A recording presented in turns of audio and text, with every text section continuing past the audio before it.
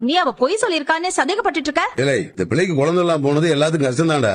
அதுக்கு பாவம் இந்த பிள்ளை என்னடா பண்ண புத்திலாடா உனக்கு? பாவம் இந்த அப்பாய் பிள்ளைய போட்டு ஏன்டா இப்படி பாடுபடுத்திக்க?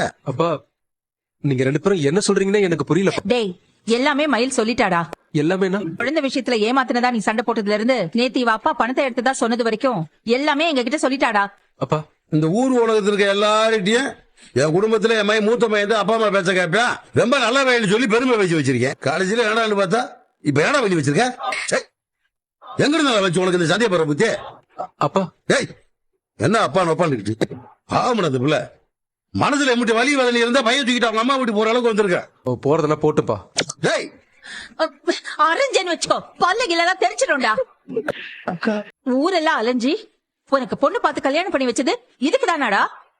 ஒரு வழியா பாண்டியனும் கோமதியும் சரவணனையும் தங்கமயிலையும் உள்ள போங்க அப்படின்னு சமாதானப்படுத்தி அனுப்பி வச்சிடறாங்க.